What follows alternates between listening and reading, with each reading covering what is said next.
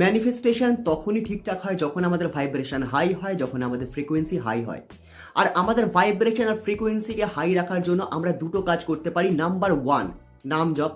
যে ভগবানের হোক আপনি নাম নিন, অথবা নাম্বার টু, হোপোনোপোনো। হোপোনোপোনো একটি খুবই পাওয়ারফুল টেকনিক, আমি এই সম্পর্কেও কথা বলছি। আগে নাম জপ শুনুন।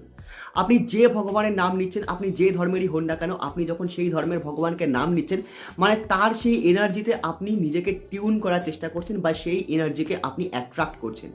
আর নাম্বার টুতে যখন আমরা হোপোনোপোনো নিয়ে কথা বলবো, সেই বিষয়টা কি জানেন তো?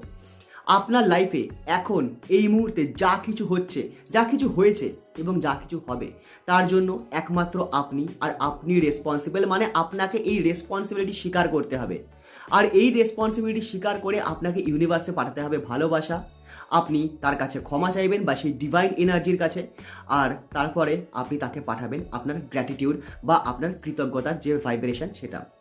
এর ফলে আপনি যখন 5 মিনিট হোপোনোপোনো করবেন না, 5 মিনিটের মধ্যেই আপনি নিজের মধ্যে এক অদ্ভুত শান্তির অনুভূতি পাবেন। মানে আপনার ভাইব্রেশন হাই হচ্ছে। আর যখনই আপনার ভাইব্রেশন হবে, বাই ডিফল্ট আপনার যে ফ্রিকোয়েন্সি সেটাও হাই হবে। আর তার ফলে আপনি আপনার মধ্যে সেই সমস্ত জিনিস আপনি অ্যাট্রাক্ট করতে পারবেন, যে সমস্ত জিনিস আপনি চান ম্যানিফেস্ট করতে।